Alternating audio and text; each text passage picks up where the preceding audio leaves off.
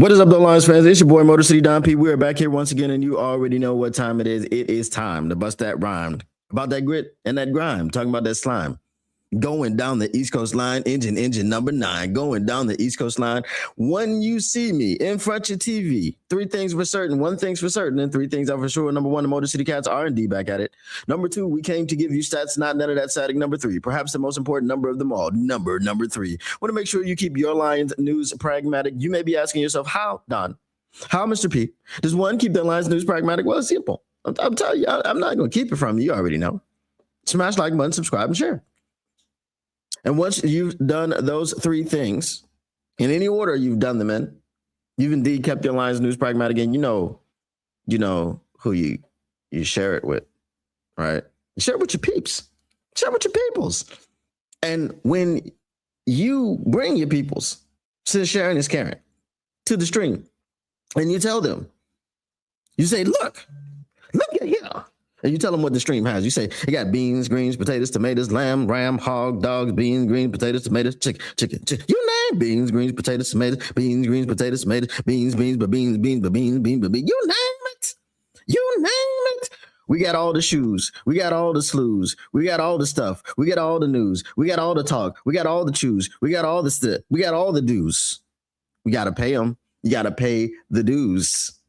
You know what we're talking about today? We're talking about something actually was shrouded in secrecy.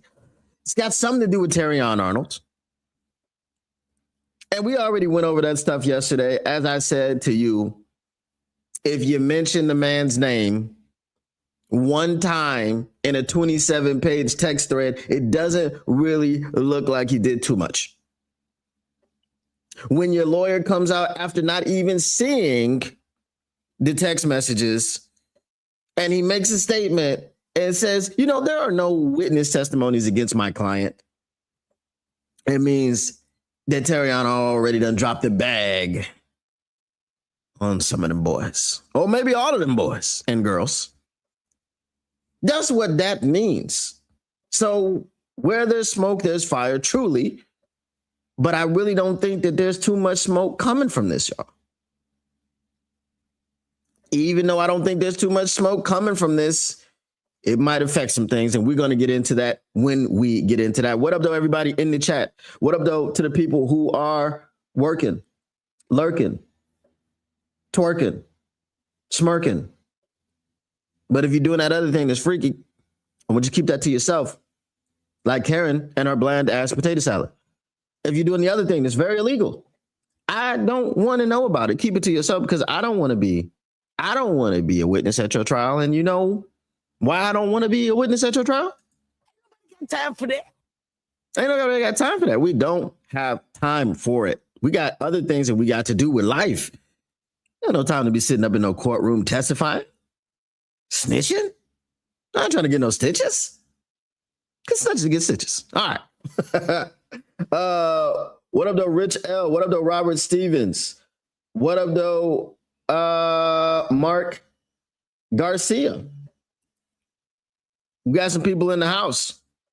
And we got some others in the house. They'll be along. What up, though, Tactical Sport? Just got out of surgery about 2 hours ago. Hope you're doing well, my brother. Hope you are doing well. What was the surgery for, if you don't mind my asking? If it's too personal, you let me know. Robert Stevens says MCDP get the chance going early. How far did we get into part 2? I think did we get to the end of part 2? I think we did. But if we got some stuff to clear up, we'll go ahead and clear that up before we get into the rest of it. Yeah, we pretty much we finished it, because the other thing is the draft implications, and we're going to talk about some draft implications today. But you know what? I will go ahead and read you some draft implications from here, and you're not going to like them. Here we go. Updated draft implications. Adding Wanham and Turner gives the Lions warm bodies at edge. Somebody programmed this bot, and it seems like it's Brad Holmes. But it absolutely shouldn't stop them from drafting a premier pass rusher early. That was not Brad Holmes. So it looked like it was programmed by me. Because Brad Holmes would never say anything about drafting a premier pass rusher early. The same goes for McCreary at nickel. It's a great stopgap, but it shouldn't prevent Holmes from taking a foundational piece in the secondary if the value aligns on draft night. And that's what we're going to be talking about today. That's what we're going to be talking about today. That is a perfect segue. That is a perfect segue because that is the last bit of information that we have. Who knows what they're going to do at tackle? But I'm really not concerned with what they're doing on the offensive end because this regime has been doing stuff on the offensive end for the entire time that they have been here. When are they going to pay real attention to the defense? You got Kirby Joseph, Brian Branch, Aiden Hutchinson. That's about it. That's about it.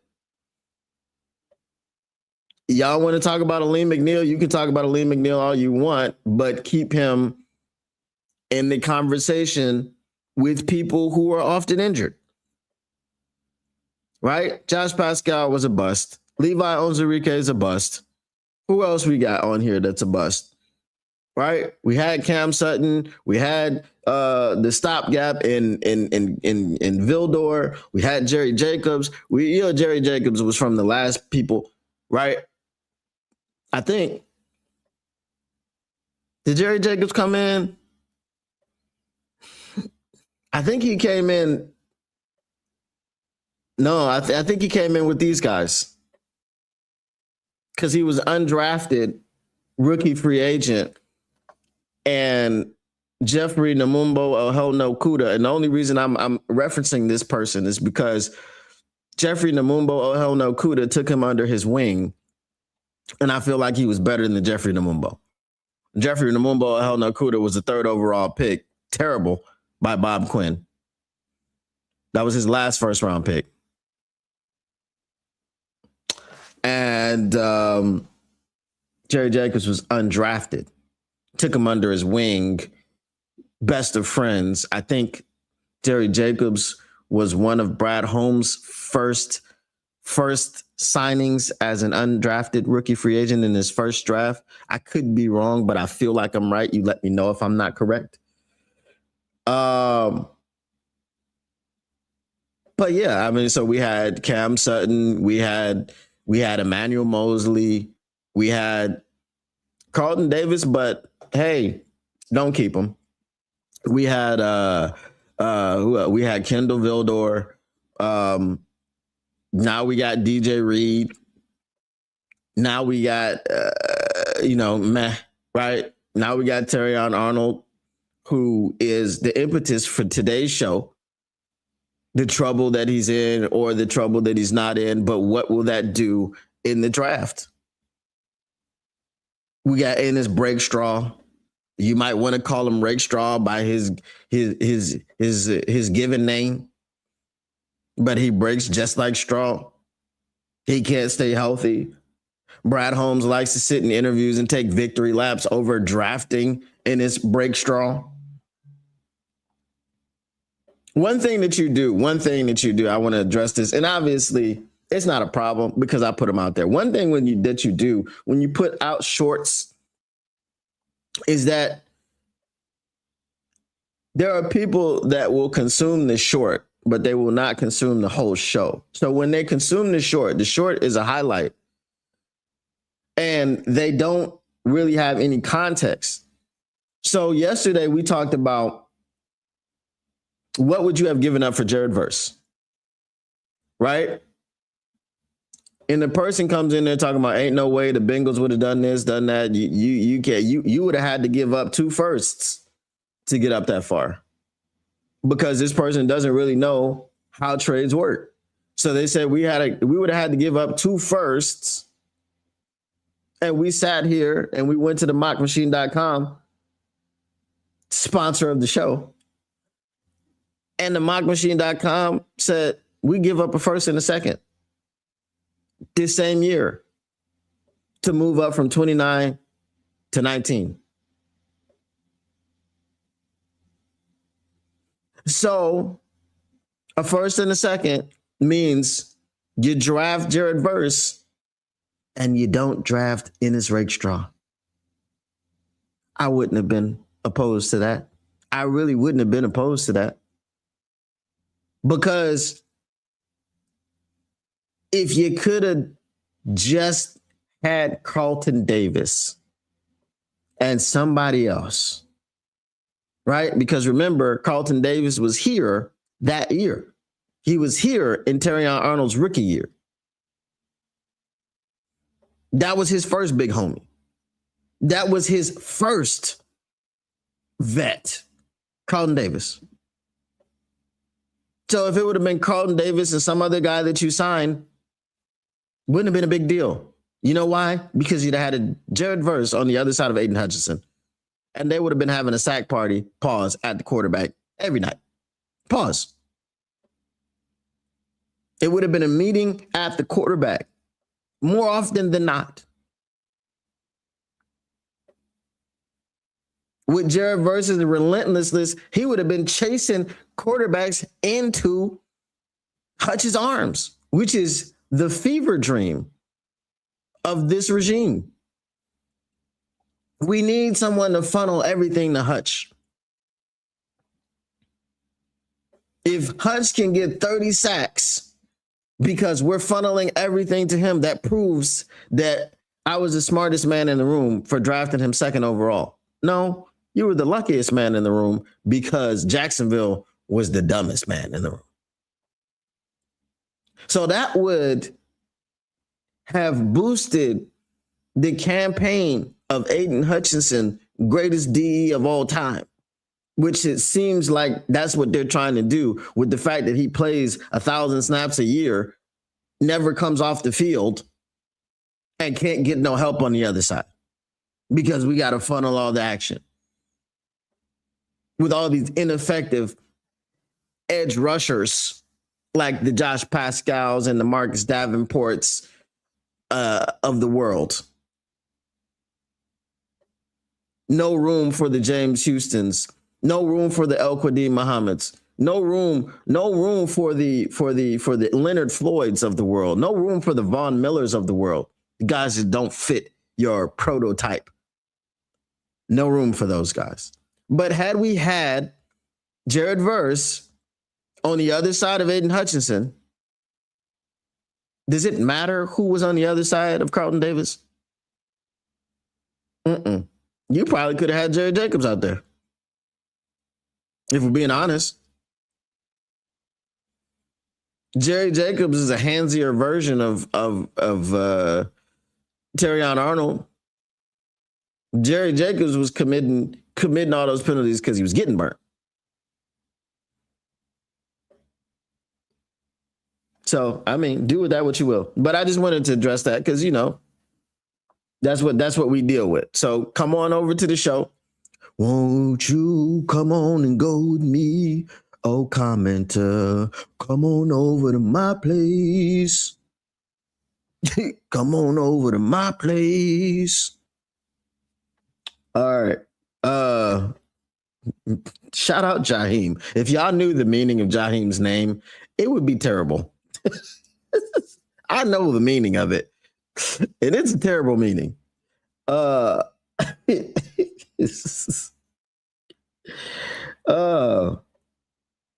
y'all want to know, I'll tell you. Just ask me.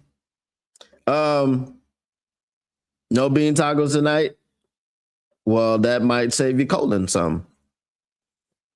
I found it interesting that no text sent or received by TA's phone. 9 times TA was mentioned by name in 281 text messages between the defendants.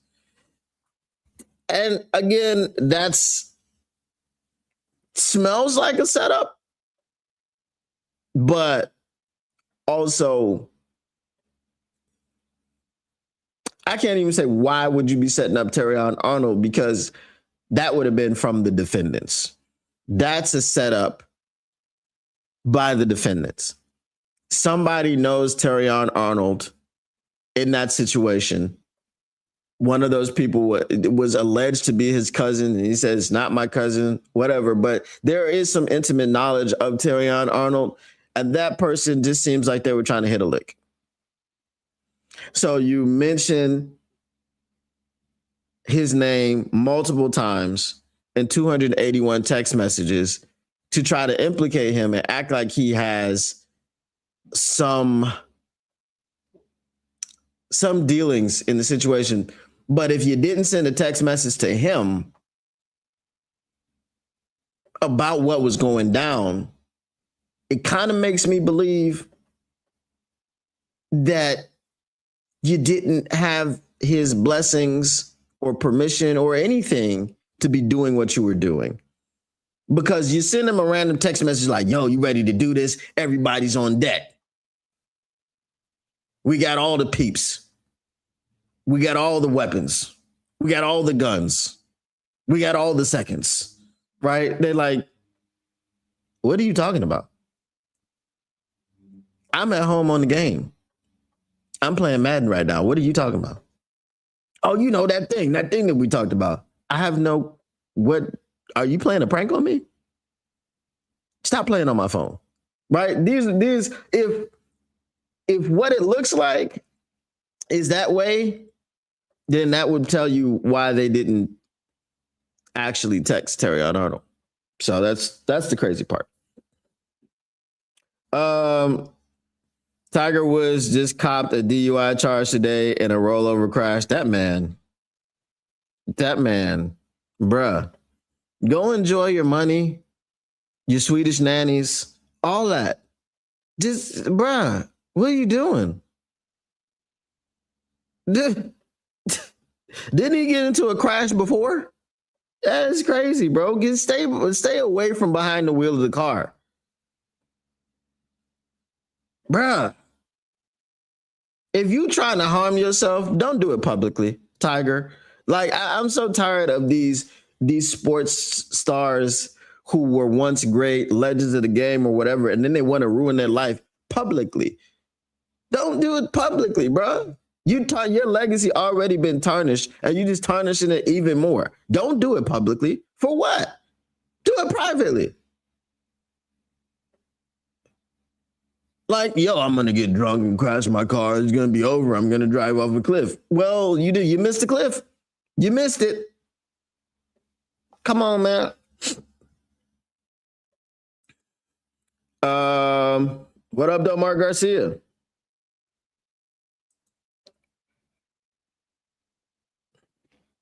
Lipoma removal? Well, shout out to you. Okay, you got me intrigued. What are you going to tell us that would make us mad? I'll tell you in a second. I'm going through your comments, and then I'll get y'all. What up, though, Lamico Cardenas? Nothing major. I feel you. Well, glad you got out the surgery and you came on over to the Cats. Yeah, it wasn't bad. It was nothing major. Yeah, I know Jacobs was a UDFA. I'm just trying to make sure that Brad Holmes is the one that signed him. Nope, I was up and walking about 30 minutes after, and they put me to sleep. Oh, okay. Yeah, that's not major at all. Shout out to you, though. Glad you are up and walking and everything is okay. LOL. You known ball knower. What defense do the Lions run? Bet you can't, LOL. You don't know ball, and you and Syndicate are weirdo. Okay, well, goodbye, Jay Phoenix. Why is there always someone? Like, go do something with your life. If you don't want to watch, the door is that way, and it's also that way, it's that way, and guess where else it is? Down there. That's where the door is. Go find one of them and make an exit. You know what I'm saying? Go find one of them and make an exit. Lord have mercy. What does MTDC say every single time? We want to stop the run first. Never really heard anything else. Just draft a crack. What up, okay, press? One of the defendants want to know if they can cook. We gonna cook when we get over there. They got some lemon pound cake over there. They got some lemon pound cake. All right. Now, we have an article. This is what might make you mad. METHOD, man. METHOD, man. All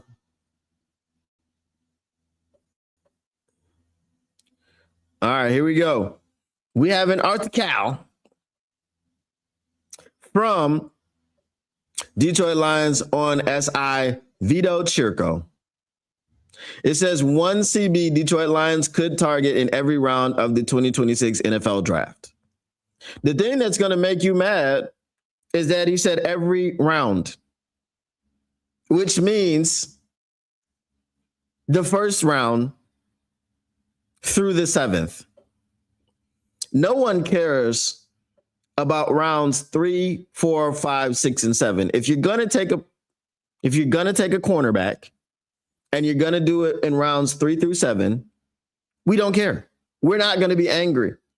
We will be livid and incensed if you take a cornerback in round 1. We'll be less angry, but still annoyed if you take one in round 2. Round 3 is the sweet spot. You need to take a cornerback in round 3 and see if he can be better than Ennis Rakestraw and Terrion Arnold. What you don't need to be doing is taking a cornerback in rounds 1 and 2. Like you did in 2024 when you took 2 of them, which to this point have not amounted to anything. One of them can't even get on the field. You can't make the club in the tub, and he's always on IR. He's always in the cold tub. That there is Ennis Rakestraw. That there is Ennis Rakestraw.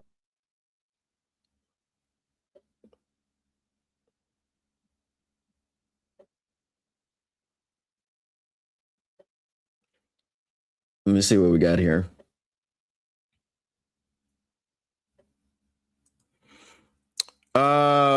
Chappelle Show. Wow.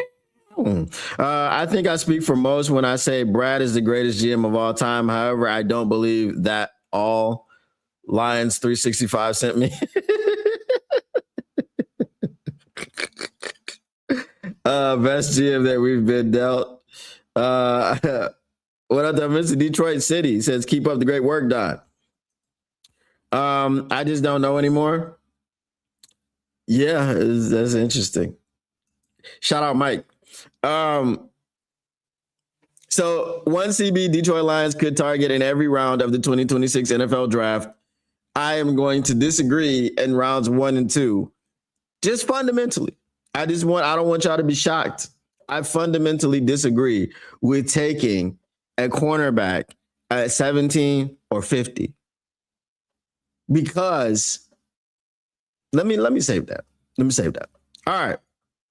As the Detroit Lions continue building a roster capable of returning to the playoffs in 2026, adding young, cost-controlled talent at cornerback via this April's NFL draft should remain a priority. Should it? Or will it? Because I don't know if it should remain a priority. I don't know if it should.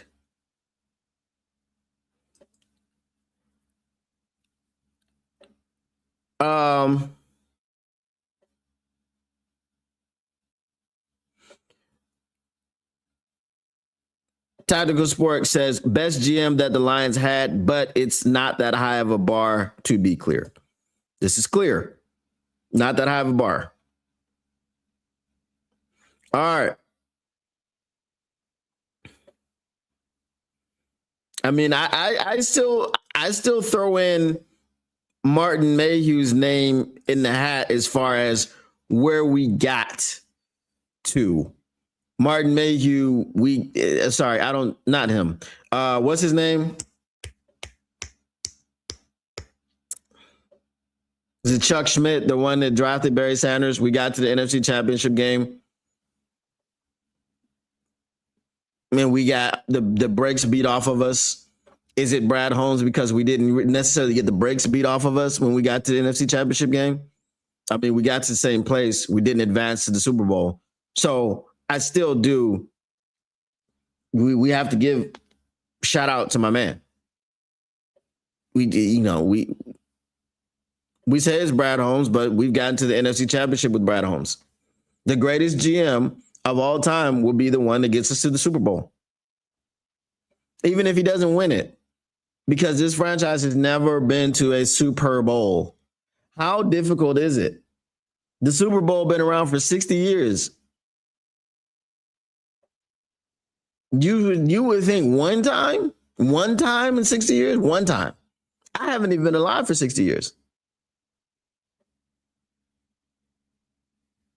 One time? Not once? All right. Here's one intriguing option at corner. In each round, the Lions presently own a draft pick. First round, Mansour Delane, LSU. Delane is one of the consistent top options at the position. If the Lions are going to draft one at number 17, this might be their guy. As NFL.com's Lance Zierlein writes, he excels in press coverage, altering release timing with punches and slides, smooth hips, and efficient footwork keep him connected in man coverage. While his processing allows for a quick transition and off-man and short zone looks, he has good top-end speed for vertical phasing, but is inconsistent turning to find the football. While he locks in on the route at times, he's rarely oblivious to the quarterback's actions, allowing him to slam catch windows shut and play the football. Now, is that a good scouting report? Is it a better scouting report than anybody that we currently have on the roster? You damn right. And eventually, would you be happy that this man is on the team if he is everything, if he winds up being everything that says in the scouting report? 100%. But the fact that Terrion Arnold's legal trouble is the reason that you're drafting a corner in round 1 instead of maybe getting an edge and maybe getting a tackle for the future is the reason that I don't like this. Now, the capology from the capologist sitting in his house in captivity at the Capitol, as captivating as it may be, shout out Mr. Morale 313, talking about Max Crosby, and we were in on Max Crosby, and until then, but once this Terrion Arnold stuff came out, the Max Crosby thing was,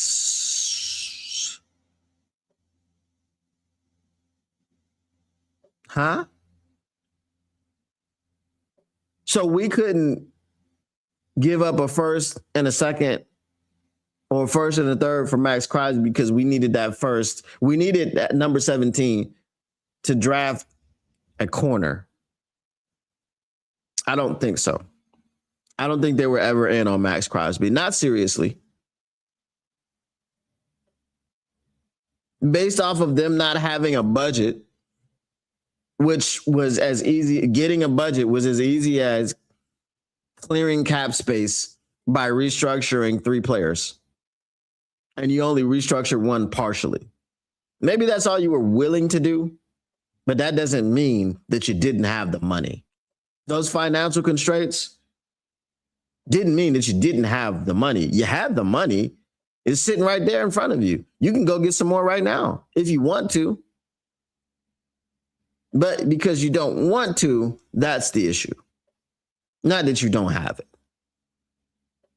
He told you we spend all the money that's available to us. But there is more money available. You just haven't made it available. That's one thing. The LSU product earned a 90.5 overall grade from Pro Football Focus during the 2025 season, ranking third among 897 qualified cornerbacks. He also recorded the fourth best coverage grade of all cornerbacks, 90.7. Delane would easily be a week one starter in the Motor City, and that's the problem. That's the problem. Ladies and gentlemen, I would love to have Mansour Delane on the team, but it's just the circumstances. This would be the second straight year, but it wouldn't be, you know what? It would be nothing near the Isaac TeSlaa pick. The Isaac TeSlaa pick was just unnecessary. Moving up 32 spots, using 3 third-round picks on a wide receiver. When you could barely figure out how to get the ball to JMO, you bringing another dude in here? Okay, cool. That was pointless. The Mansour Delane thing would be a need, but it's a need because our DB snob of a GM can't snob. It's a need because our DB snob of a GM can't get it right when it comes to cornerbacks. He's had multiple bites at the apple. The only bite that wasn't rotten, that didn't have a worm in it, was Carlton Davis, and we couldn't keep him here. I understand he broke his jaw. I understand he misses games here and there. But if you're talking about a cornerback that actually locks some stuff down and actually can shut down one side of the field, that was Carlton Davis. We don't currently have that on the roster. That is not DJ Reed. It talked about vertical speed, having the speed to cover vertical routes, vertical phasing. We don't have that on the team. Go back and look at DJ Reed in the sprinter stance, taking off after the guy that was burning him.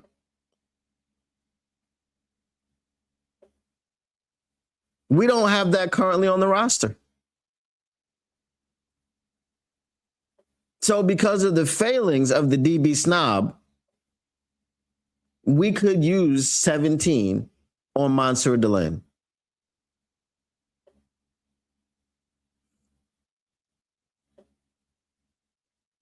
And if we use 17 on Mansour Delane, I'm going to tell you what I'm going to do. I'm not going to crash out because I like the player. Huh? Do I sound like Brad Holmes now? I like the player. The player. I do like the player. And it is a need because our corners are cheeks.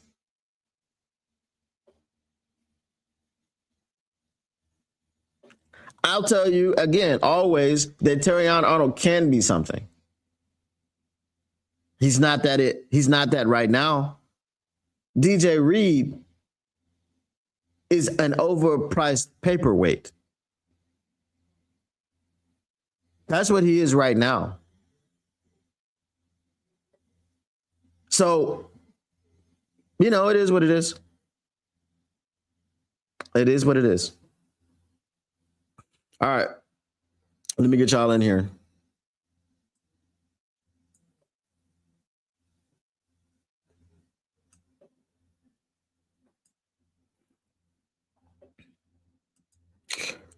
It seems like Brad can draft good safety, but not CBs. I just think that's weird. Facts, because he's a DB snob. If he's snobbing for DBs, safeties and cornerbacks are DBs. They're defensive backs. So you should be good at both of those things. Not just one. You're a DB snob. Right? If I'm a water snob, that means I'm a snob for all types of water.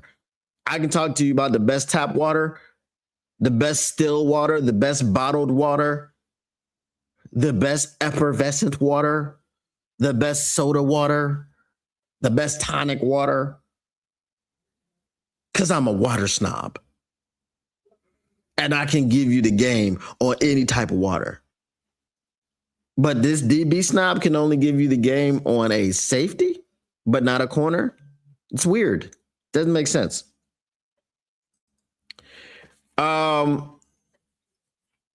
With the Lions not having a tackle, they better not be looking to draft a cornerback in the first round. See, and this is the problem. This is the problem. It's the problem. When you don't fill the holes that you have properly, you go to the draft with the BPA mindset, and at 17, if you sit there and stay at 17, Mansour Delane might be BPA.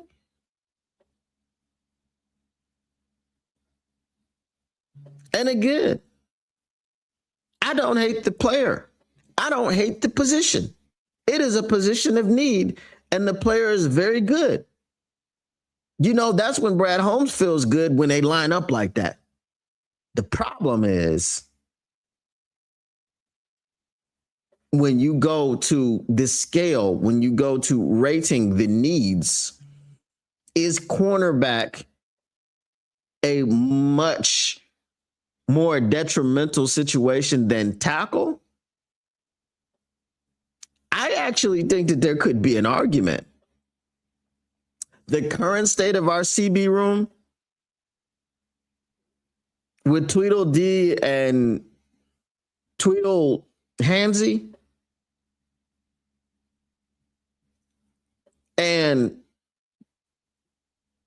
the pig who made his house out of straw,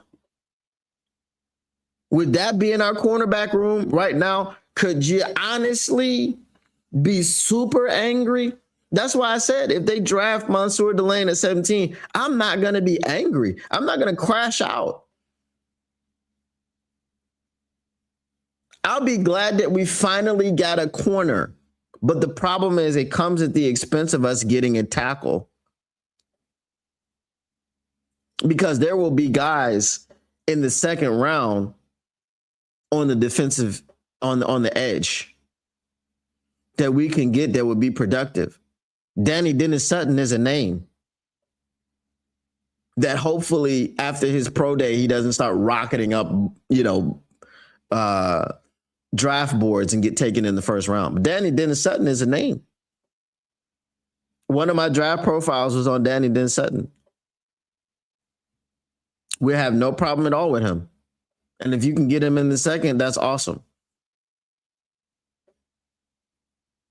But if you don't get a tackle and you go in with Larry Borum, who people are trying to tell me is better than Taylor Decker,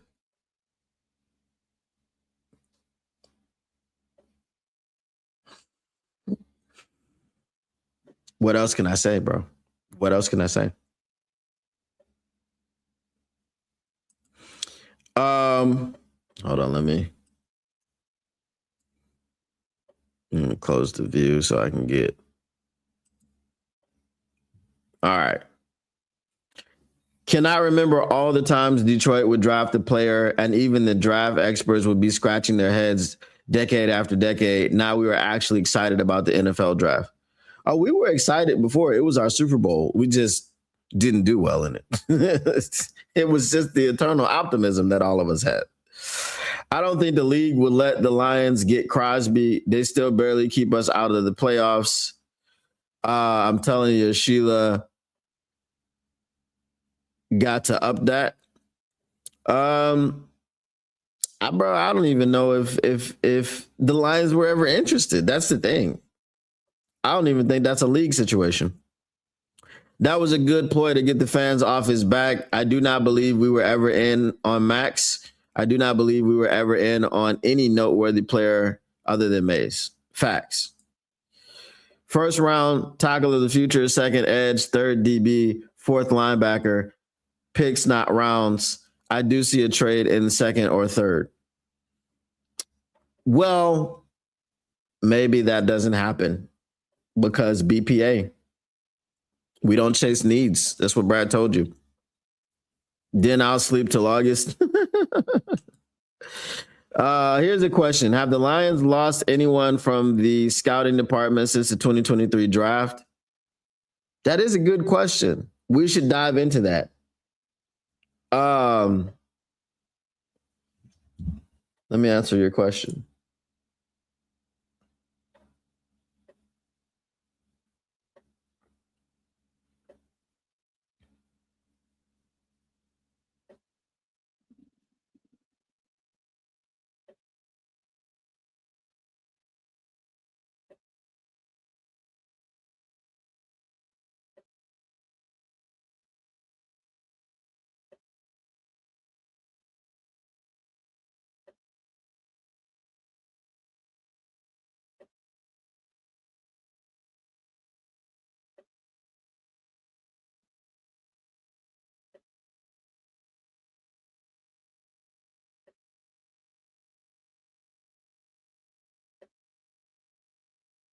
All right, we'll see what happens.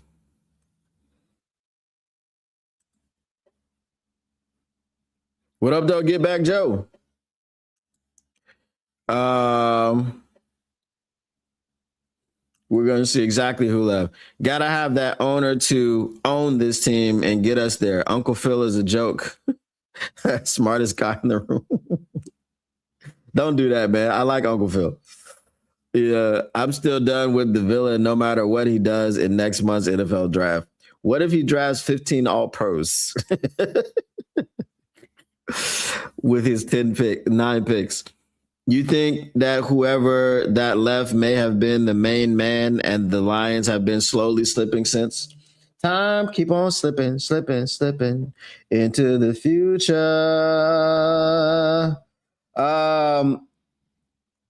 It says, yes, the Detroit Lions have lost a prominent member of their scouting department since the 2023 NFL draft. Key departure, Mike Martin. In February 2025, the Lions director of scouting advancement left the organization to become the general manager for the Notre Dame Fighting Irish football program. So 2025 that doesn't explain this. Mike Martin had been with the Lions since 2021, joining as one of general manager Brad Holmes' first external hires. He was a highly ranked personnel executive who played a significant role in evaluating talent and building the roster that helped Detroit reach its recent historic milestones.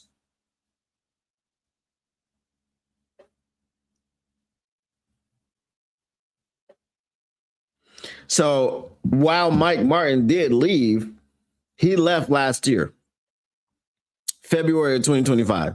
So that means that the work he did for the 2025 draft was still there.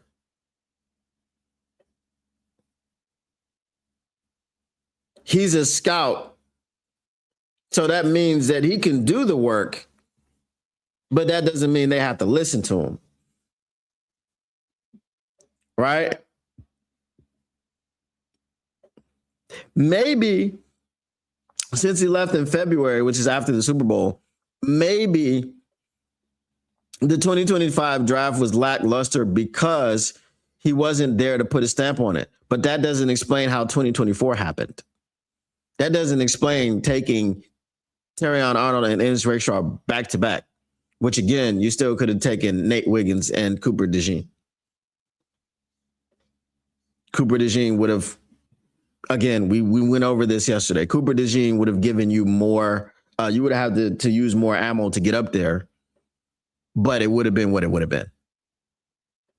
Feel me? Okay.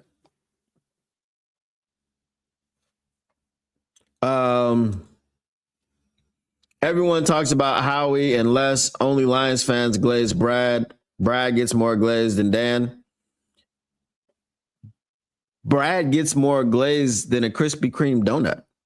If you know, you know, use the hashtag. Some good scouts left and Ish been falling off since. The main guy that left, I don't know. Don, will you, Derek, and Mike be live tonight? I think we are doing a mailbag show. I think we're doing a mailbag show. All right, let's get to the next person that we might draft in round 2. All right, second round, Chris Johnson. CJ2K, San Diego State. Johnson dominated the Mountain West Conference in 2025. Ooh, the Mountain West. If his production carries over to the pro level, he might become a shutdown level CB. Could he be this year's Quinyon Mitchell? Could he be this year's Quinyon Mitchell? Bonus second round option, trade in Stooks, Arizona. A team captain at Arizona. Stooks is a hybrid corner who tested well at the NFL Combine. That it would be him because he's a team captain. He recorded 4 interceptions and 6 passes defense in 2025, earning a 90.1 overall defensive grade from Pro Football Focus for his efforts. The overall mark ranked 6th among 897 qualified corners. So if you can get number 4 in the first round and number 6 in the second round, I'd be much happier with drafting a corner in the second round. But here's the other problem. If you draft a tackle in the first round and you draft a tackle and a corner in the second round, guess what you're not drafting? Edge rusher. You see how this works? You see why this makes you angry? That's what I told you. Drafting a cornerback in rounds 1 or 2 is going to make you angry because they missed out on something. Drafting a corner from rounds 3 to 7 is no big deal. Because you've done what you needed to do, hopefully in rounds 1 and 2. Hopefully you've gotten a tackle and an edge or an edge and a tackle. Hopefully you filled 2 large needs on both of your lines.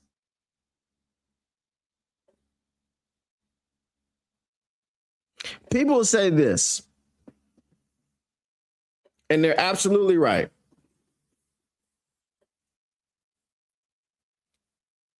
People say that you don't build a team through free agency. And that's 100%. Unless you're the New England Patriots and you built your entire defense pretty much through free agency last season and it got to the Super Bowl. But is it sustainable? You know, the money, the terms, all that. Is it sustainable? Who cares about sustaining anything? The New England Patriots, a franchise that has 6 Super Bowls, was just like, you know what? By hook or by crook, we need to get better and we need to get back to what we're used to, which is going to Super Bowls. So they spent a bunch of money and brought in a bunch of free agents and they got to the Super Bowl. They lost. They got there. Now, you can't win the Super Bowl unless you're in it. Now, their windows may be closed or whatever you want to say because of the contracts, the money due, all this other stuff, and then they're going to have to cut this and trim that and do all these other things. That's fine. They got to the Super Bowl. I'm pretty sure that the nucleus of that team is going to be there next year. I'm pretty sure there's not going to be too many cuts because of cap casualties. As I said, most of those guys are on the first year of their deal.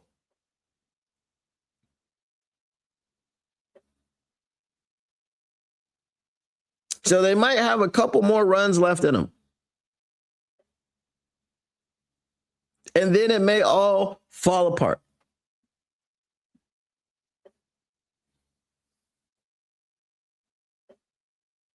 But at least they're going to be able to get the runs. Who knows? Maybe Drake May matures and they make another run of it next season. And they get back and win it. And not likely because of historical data. This says it's very likely for the Super Bowl loser to not even make the playoffs the next season. But if they keep the same team much, intact, okay, they've already lost people like Stephon Diggs and stuff like that, but who, whatever. He's a receiver. He can be replaced. You got to get there first. You don't build a team through free agency unless you're willing to pay $100 million in contracts during that free agency period. But you also can't use free agency to fill holes, not adequately fill them, and then act like you filled them and you go to the draft and just do BPA like you don't have needs still. That doesn't work either.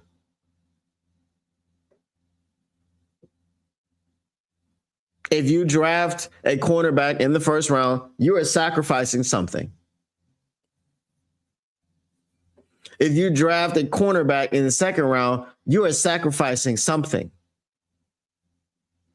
And you're drafting this corner in the first round and you're drafting this corner in the second round because you don't have anybody really established and good on your team in that cornerback room right now. Does that make sense? So poor management of the CB position has led us to this discussion where we want to know who are the targets that we could target in the draft for corner. But then what's the trade-off? That's the problem. All right. What up, though, Zach J? I remember a couple of years ago something about the scouting department getting picked. It's possible. I like Uncle Phil too, especially when he helps build the better Detroit Lions team to win. No, I mean the actual Uncle Phil. Didn't he die? He did die. Yep, he did. What's the injury record? You have to fail. You have to fall into Brad's required framework. I don't have an injury history on these guys. What up, though? Here's Johnny. Was TA really the best player available in 24? No. No, he wasn't. No. Nope. All he does is hire injury-prone players. He's drafted a few injury-prone players, too, in his break straw. A good GM would be able to trade back and get more picks and still hit on them instead of just trading up time and time again.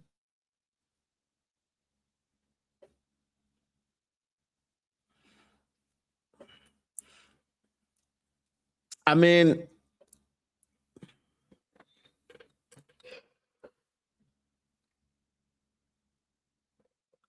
I would say that in this particular draft, we are in a catch-22. We are at 17 and 50 and no third round pick. We're in a position where we need top tier talent on the offensive line. We need top tier talent on the defensive line. We need top tier talent in the safety, in the secondary, namely in the cornerback room. We have all these needs that we have to fill with top tier talent, but we also have more needs in the top 100 than we can fill with the picks that we have. So you need to trade back, but you need top tier talent. And you're right in the middle of the first round where someone could be falling who you thought was going to be picked higher, and you can trade up to get them.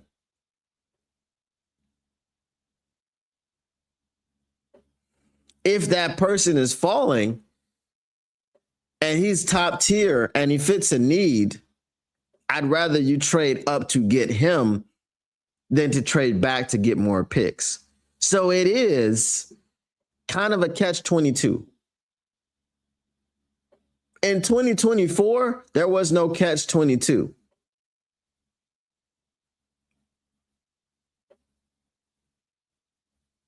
You could have traded back to get more picks because what you did was trade up to get Terrion Arnold, which again wasn't necessary. As I said, you could have sat there at 29 and drafted Nate Wiggins.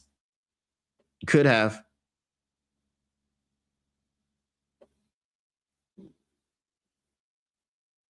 So it is what it is. I don't know. But if you would have traded back, you could have got Cooper DeJean without having to trade up. So, it was what it was.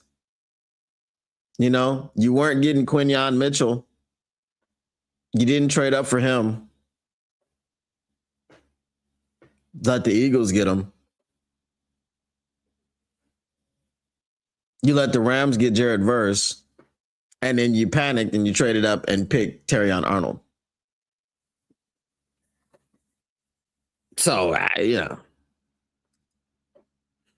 with the 17th pick, the Detroit Lions take CB Dingle McCringleberry. I think you mean Hingle McCringleberry. Maybe Dingle is his brother. Dingle McCringleberry still got to be better than what we got. And that's the problem. That's the problem. Any corner that you draft in the first round is probably going to be better than what we have currently. And so we're in that situation. And that's a problem. Trading back and getting Gibbs, Campbell, Laporta, and Branch would have been the greatest draft of all time if there wasn't a third round. I mean, you could have just got somebody in the third round. Like you could have got quite a few people, but you got Hendon Hooker and Broderick Martin. You could have just chosen Colby Turner, Yahya Diaby, somebody like that, and been fine in the third round. But you chose Hendon Hooker and then traded back up to get Broderick Martin. That's the problem. Yeah, that third round was the biggest stand on that draft. Facts. Everyone always goes back to the Gibbs draft, but what I would argue is you took a running back, linebacker, and tight end, typically not highly valued positions early in the draft. Of course, you're going to hit on those guys. I mean, was Jack Campbell a hit until he developed? I mean, he wasn't an immediate hit. Gibbs and Laporta were immediate. You know, there were people trying to throw Jack Campbell out with the trash.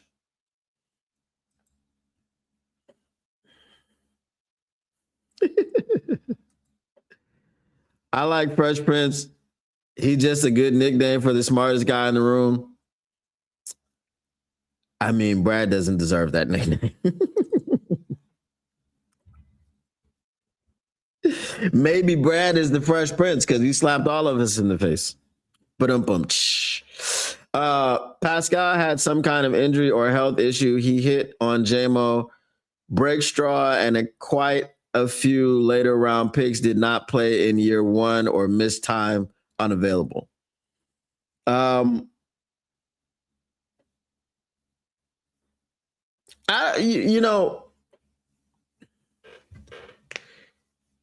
It was the selection of Josh Pascal. It was the selection of Levi Onwuzurike. I don't think they were good players. Levi Onwuzurike had spinal fusion surgery in college. He was also a tweener coming out.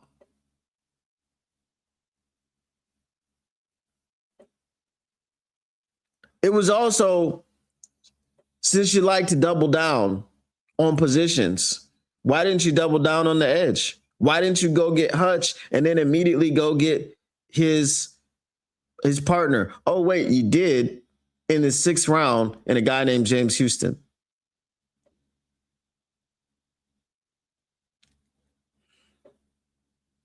And they looked at James Houston. You know, part of this was probably James Houston's fault. You know why? Because James Houston, so if y'all don't know the story, James Houston was involved in a credit card scam at the University of Florida. And though he basically said he wasn't the perpetrator, it was just friends were coming around with all this money, grabbing food and clothes and all this other stuff, and he was just receiving the goods and not asking questions. Right? He wasn't asking what a bunch of college kids were doing with all this money and buying him these things. So what happened with that situation was that his coach apparently hated him after that and just basically wouldn't give him any PT, so on and so forth. This is when he was at the University of Florida as a linebacker. So then he goes over to Jackson State with Coach Prime, and Coach Prime tells him, if you're going to make it in the NFL, it's as a pass rusher. And there was pushback because James Houston had always played linebacker. I think that when he got in the league and the Lions saw what he could do on the defensive line, and Aaron Glenn went to him and said something about linebacker, he's like, yeah, I played in Florida.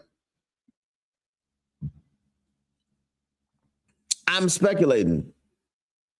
But the fact that they couldn't take a guy who was a pass rush specialist, I know he broke and probably needed a couple years, right? He did well in Dallas, situational pass rusher, probably needed a couple years. And then the Lions looked at him like, we don't have a place for you because our scheme requires you to be 6'6", 280. So, you know.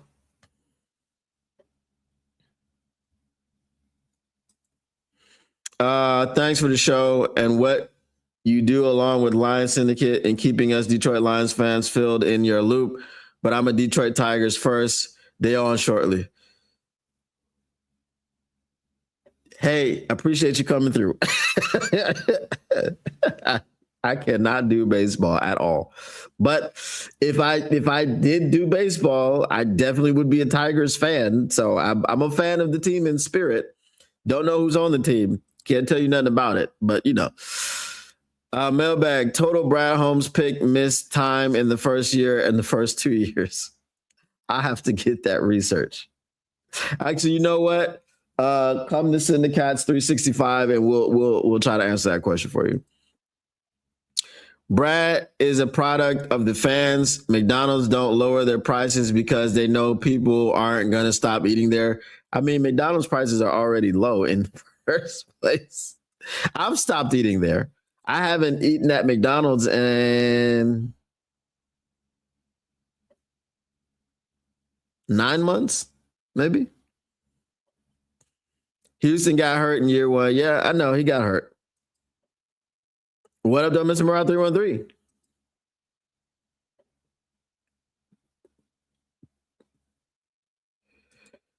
Touche. Melvin doesn't care about edge rushers. The man has spent more time looking at and selecting a kicker than he has looking at a pass rusher other than Hutch. And Hutch was hand delivered to us. This is true. This is true.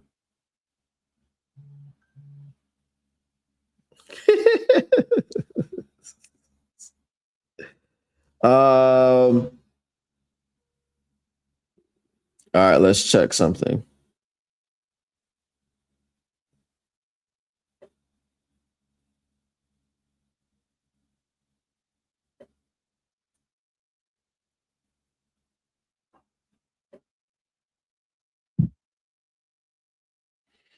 All right, give me 1 second. I'll be right back.